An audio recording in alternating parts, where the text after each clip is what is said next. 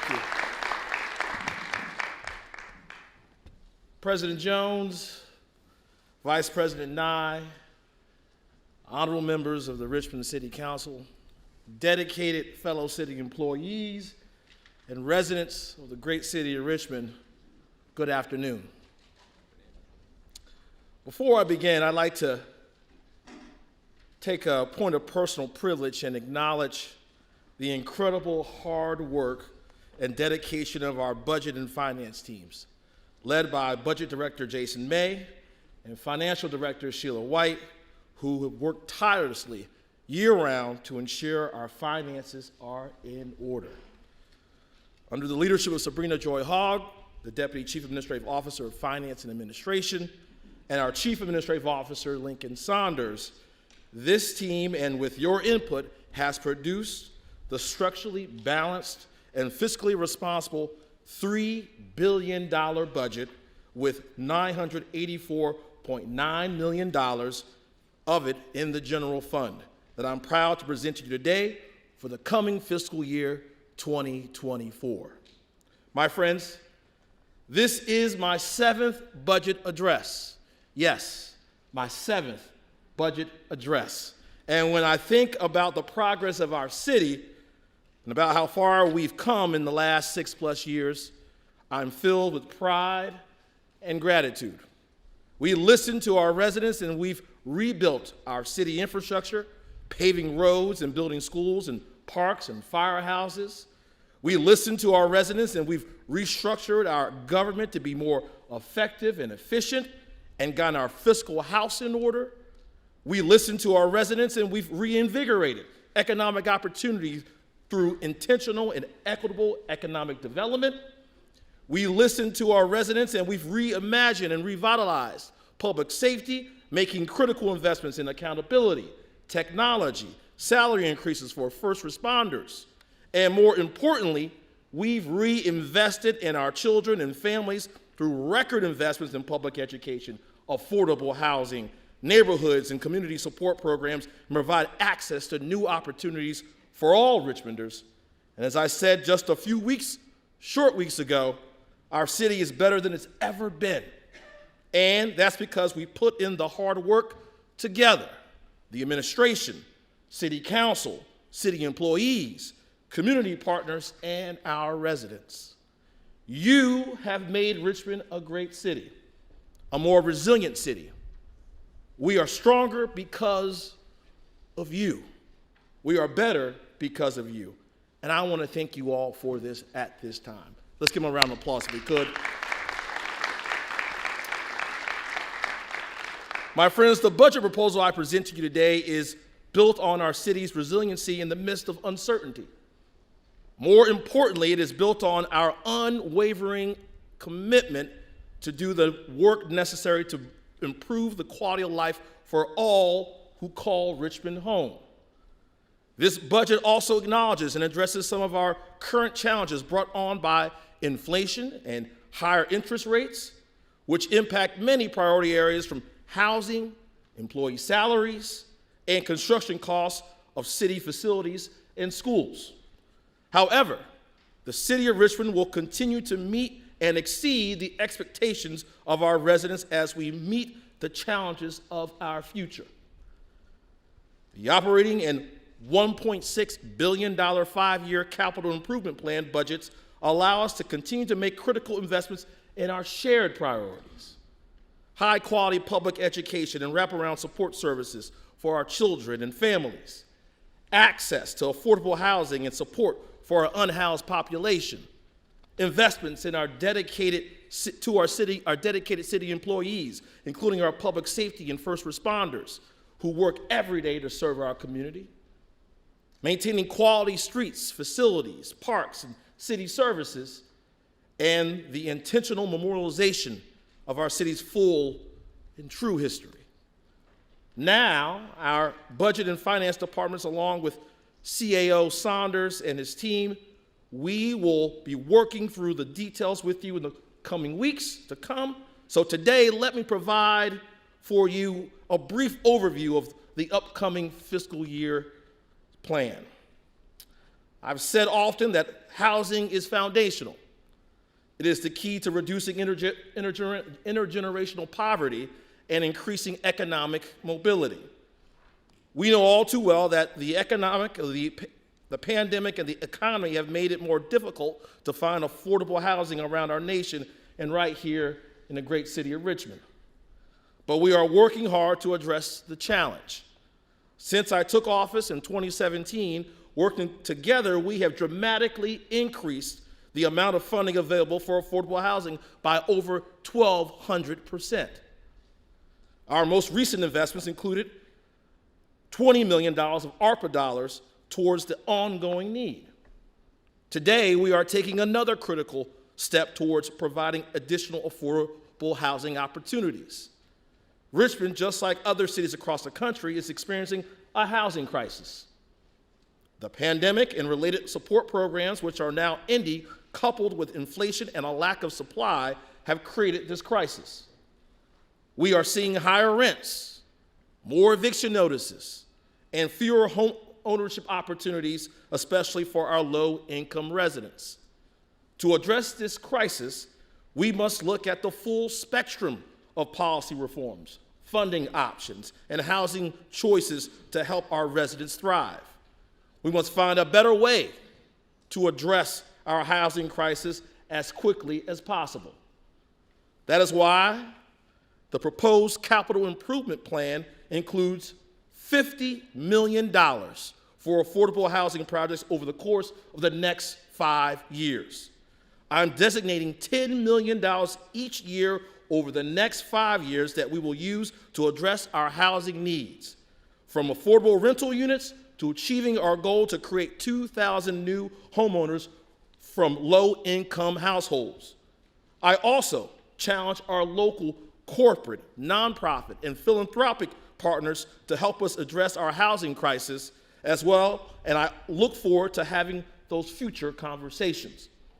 We are also including an additional $500,000 for our Alternative Homes Project, which will allow us to partner with a nonprofit to create a program for alternative home ownership opportunities, such as manufactured homes, and I want to thank Councilwoman Trammell for being a champion of this effort. Additionally, using $1.4 million in ARPA funds, we are establishing a first-time home buyers program for our employees who want to live within the city's limits. But we aren't stopping there. Recently, I had an opportunity to join Marty Wegbright from Legal Aid. I sat in on some eviction court proceedings into the Richmond General District Court to get a better insight into the challenges facing tenants and property owners during these ongoing difficult economic times. Let me just say, this is a complicated and multi-layered issue, and existing state law favors landlords and does not help tenants as much as it should. The expiration of certain federal subsidies and protections have made it a tough situation for many of those facing these challenges. But there are some things we can do. So we are also increasing the allocation to the city's eviction diversion program, and since its inception in late 2019, the program has helped more than 1,500 families avoid eviction. Last year, we increased the EDP funding by nearly 50%. This year, we are adding to that number to bring the total amount up to $800,000 for this effort in fiscal year 2024. This is the funding on top of the $2 million allocated to the Family Crisis Fund to help families with their outstanding bills or other financial challenges. Additionally, our Homeless Services Liaison, Diane Wilmore, does an amazing job, a fantastic job, serving our homeless population. But we know she cannot do this work alone. She is a superwoman, but she cannot do this alone. That's why we've included funding in the budget for another Homeless Services Liaison as well.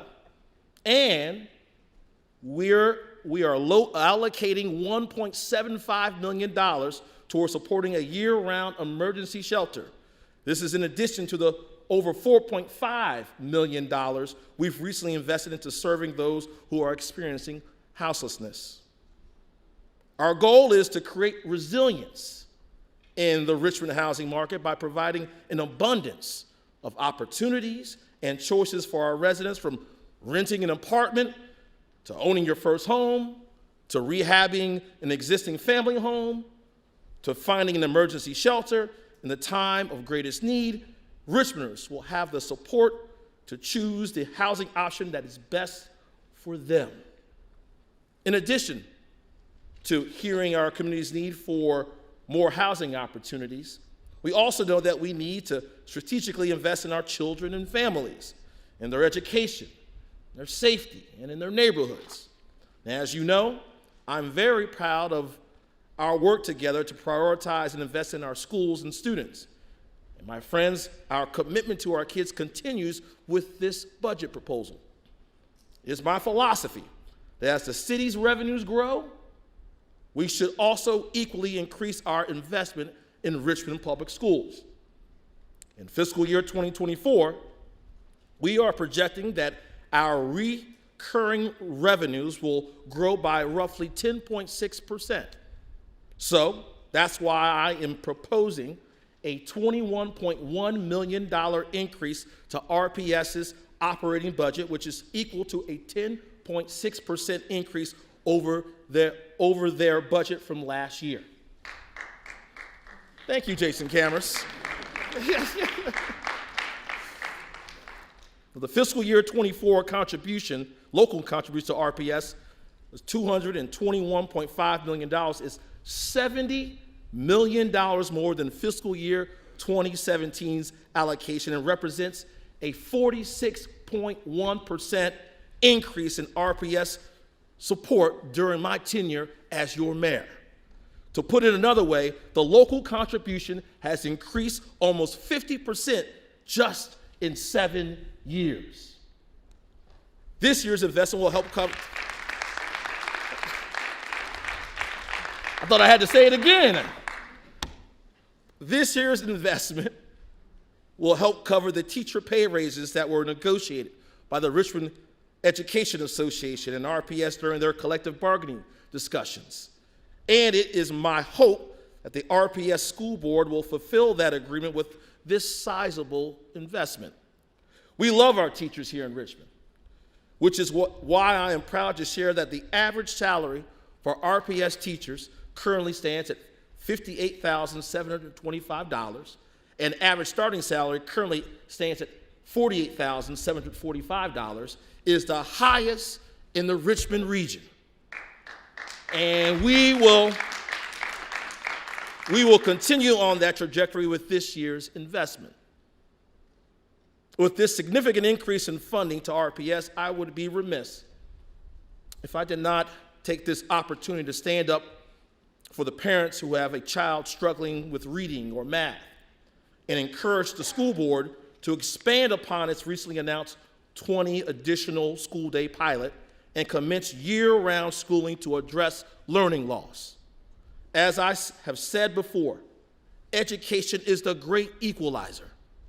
However, the learning loss for our kids, both academic and social, emotional, is one of the most concerning impacts of the pandemic.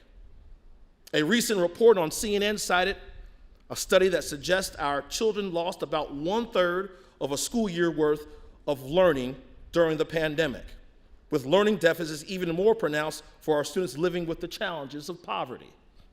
This is why I'm encouraging the RPS school board to go even further, because learning loss has the potential to be the most inequitable and devastating consequence of the pandemic if not addressed expeditiously. We should leave no opportunity on the table to help our kids succeed. So, to be perfectly clear, I'm asking our school board to be laser focused on our kids and closing the learning gap, and I expect to see results from these efforts ASAP. We also know that in addition to robust academic plans, we also know that our kids need 21st century buildings to learn in. That is why this year's budget includes $2.5 million in school capital maintenance so RPS can make critical enhancements to our existing schools. Additionally, To date, working together, we have built 3 new schools in Black and Latino neighborhoods. And in fiscal year 2024, we have $200 million in our CIP budget set aside for school construction. Money the school board may use to prioritize the school construction projects it chooses. But I've decided to take this one step further. I know from conversations with families, conversations with Councilwoman Jordan, Councilwoman Lynch, that there is a lot of concern over the future of Fox Elementary School and many unknowns regarding where schools would find the money to fill in the gaps between insurance and its other capital needs to rebuild from this devastating event in 2022. My fellow Richmonders, we know the best schools are not simply buildings. They are the heart of our communities. That's what the building at 2300 Hanover Avenue was. And tonight, this afternoon, I pledge to you that that's what William Fox Elementary School will be again. So I'm pleased to announce that the CIP budget proposal includes an additional $15 million in fiscal year 2024 dedicated to help rebuild Fox and restore this value asset to our community.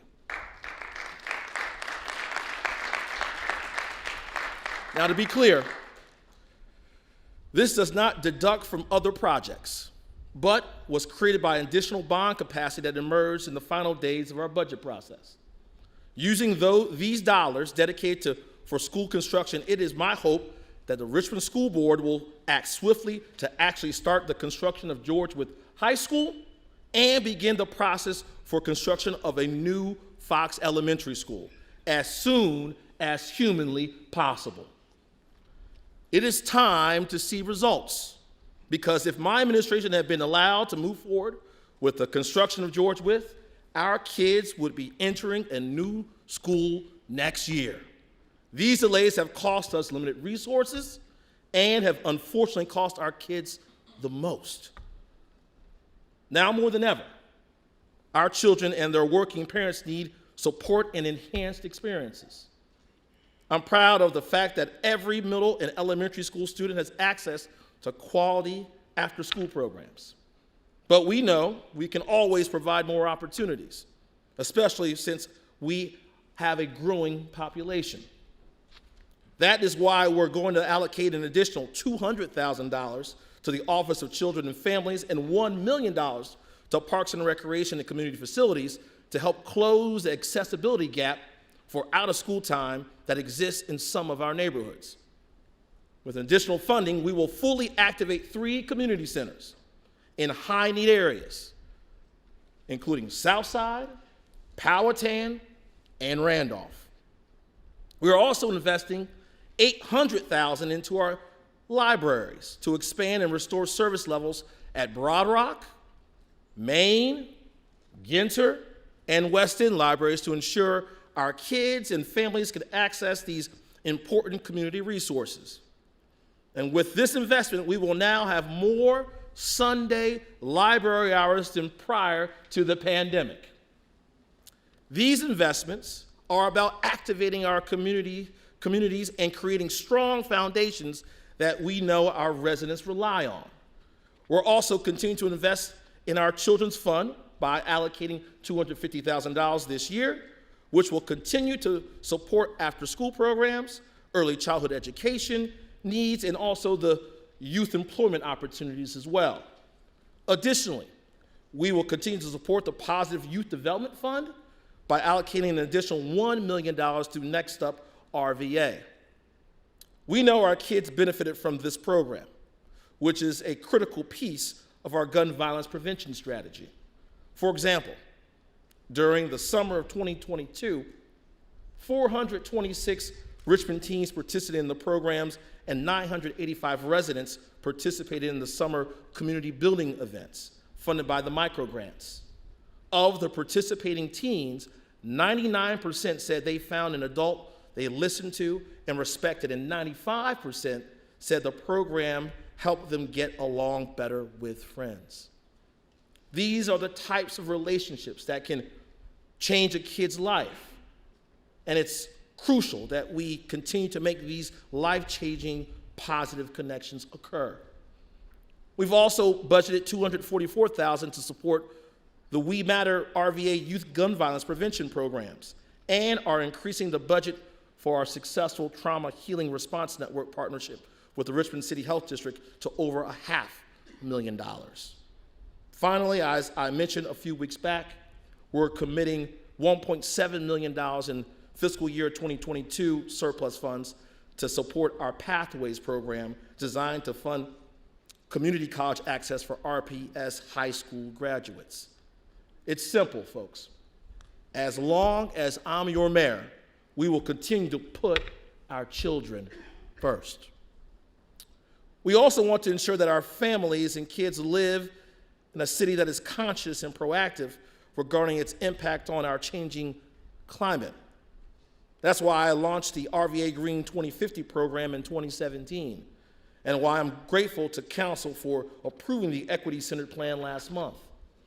One of the goals of this plan is to reduce our greenhouse gas emissions by 45% by 2030. Today, I'm pleased to announce that $440,000 will be allocated in fiscal year 24 to ensure 50% of the city's electricity usage will be from off-site renewable energy.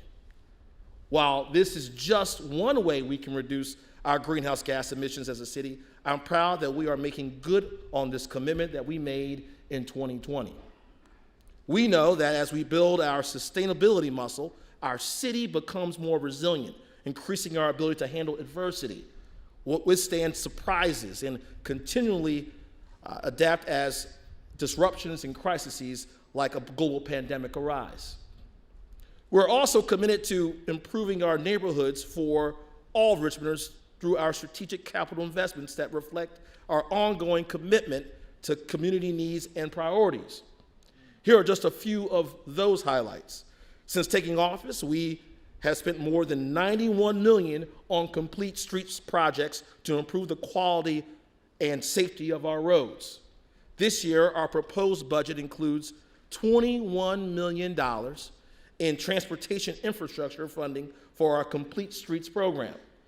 Under the leadership of DPW Director Bobby Vincent and Irona Clark-Moore in the Office of Equitable Transit and Mobility, these dollars will allow us to continue to make significant investments in paving, in bridge maintenance, in new bike lanes, sidewalk maintenance, and new construction. Additionally, we know that many residents rely on public transportation to get to their jobs, to childcare, and to their homes. And that is why we are increasing our proposed contribution to the GRTC this year by an additional $240,000 to a total of $8.9 million, ensuring again, as I promised last year, there will be free transit in the city of Richmond. Overall, these investments continue our efforts to enhance the connectivity of our great city. Our CIP plan also includes $2 million in funding for the development of the Heritage Campus in Shockoe Bottom. With this funding, we will focus on a comprehensive archaeological study in Shockoe and extensive community engagement on the design of the Heritage Campus.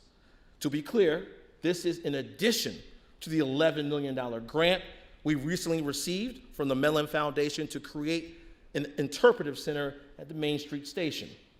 Over the last few years, we've made historic strides in commemorating and reckoning with our city's history and setting Richmond on a righteous path to being a more inclusive, compassionate, equitable, and welcoming place for all Richmonders to live, work, play, raise a family, and do business. But part of knowing where we want to go requires us to be mindful of where we've been. And that's why I'm setting aside $200,000 to revamp and revive the History and Culture Commission. With this funding, it is my hope that we will be able to provide continuity to our collective memory and a review of the many historic places and spaces in the city. And I'd like to see that start with the establishment of a formal city marker program in which places of historical significance will be identified and contextualized. Additionally, I am proposing that the History and Culture Commission prepare a report listing a full inventory of street, bridge, or public space names associated with the Confederacy, and outline a process to rename such locations. I will introduce an ordinance to reestablish the commission later this month. Honorable members of council, as you know, we live in a city that is rich with natural resources, namely our robust park system. We know that access to green space and recreation can be a game changer for our residents. And during the pandemic, our parks became a sanctuary for many of them. And as you may recall, in late 2020, I announced the dedication of 5 new parks in Southside within communities that lacked a 10-minute walk to a park. And since then, our parks team has been hard at work in clearing trails and engaging the community on what they want to see in those spaces. But I also want you to know that we heard you when you said that your communities want to see their existing parks and community centers improved. That is why our CIP includes $7 million for park improvement projects. This funding will not only allow for the activation of the new parks in Southside, but for improvements at existing parks and community centers, such as Humphrey Calder, Wickham, Westover Hills, and Fonticello, to just to name a few. I don't know, people love parks, right? That must have been Chris Frelke, I guess, who did that clapping. I don't know. Lastly, we're also including $6 billion for the completion of Southside Community Center, which will become a cornerstone asset to all generations for South Richmond residents. The CIP also provides for necessary public safety-related infrastructure improvements, such as $15 million to replace Fire Station 21 and $10 million in upgrades to the Richmond Police Department First Precinct offices. Yeah. We have allocated $10 million to continue to replace our aging city fleet and $14.5 million toward deferred capital maintenance needs. I know this may seem like a lot, but due to economic downturns and disinvestments dating back to the early 2000s, Richmond has more than $281 million in deferred capital maintenance. $281 million in deferred capital maintenance. Friends, we cannot ignore this need, which is why we are prioritizing this in the budget. Finally, as I've stated before, none of the great advances we have made in building a more equitable, resilient city, improving the quality of life for all of our residents, and meeting the challenges we are continually faced with as leaders would be possible without our dedicated city employees who make it all happen. This is why I'm pleased to announce that we are proposing an historic 8% salary increase for all non-sworn employees. Further,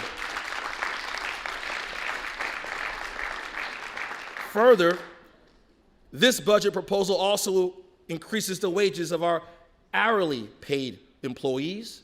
If approved, no one directly employed by the city of Richmond will make less than $18 an hour.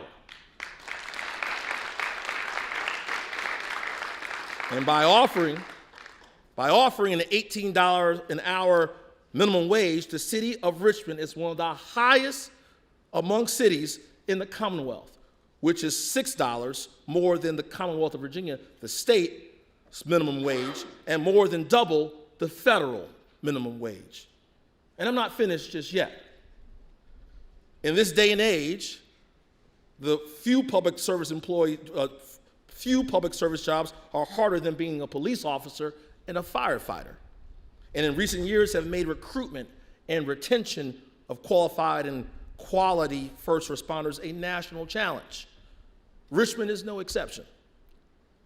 That's why in last year's budget, we spent more than $17 million to dramatically increase wages for police and firefighters to make us more competitive.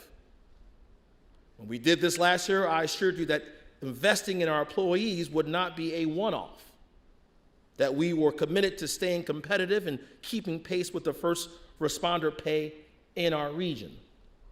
That's why I'm recommending to City Council to approve a step increase and a 3% step range adjustment for all sworn officers. This means that the majority of our police officers and firefighters will get over a 5% increase.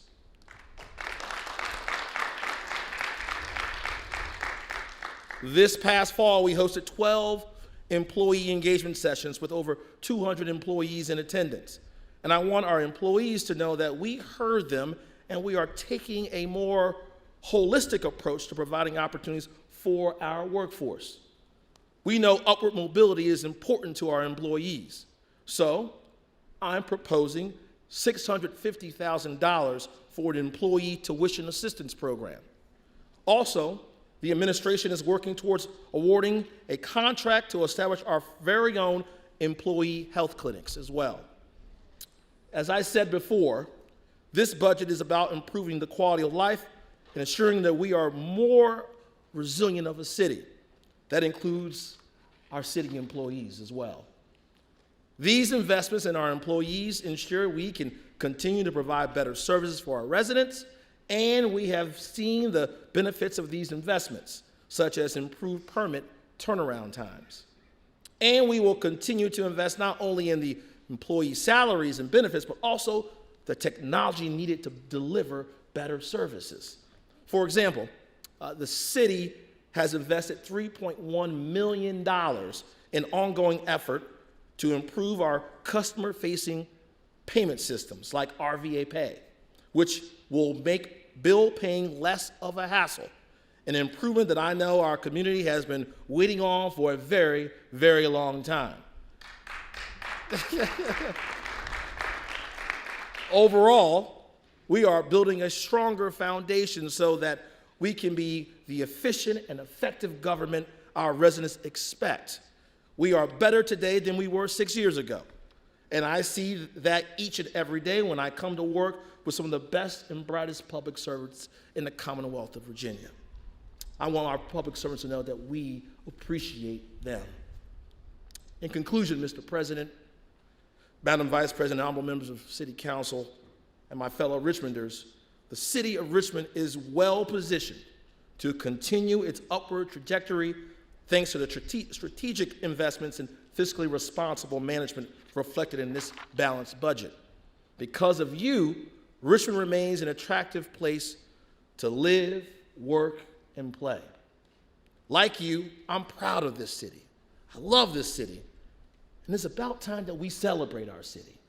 So I've set aside in this proposal an additional $180,000 in council district funds that will allow members to support and promote special events and projects for their constituents.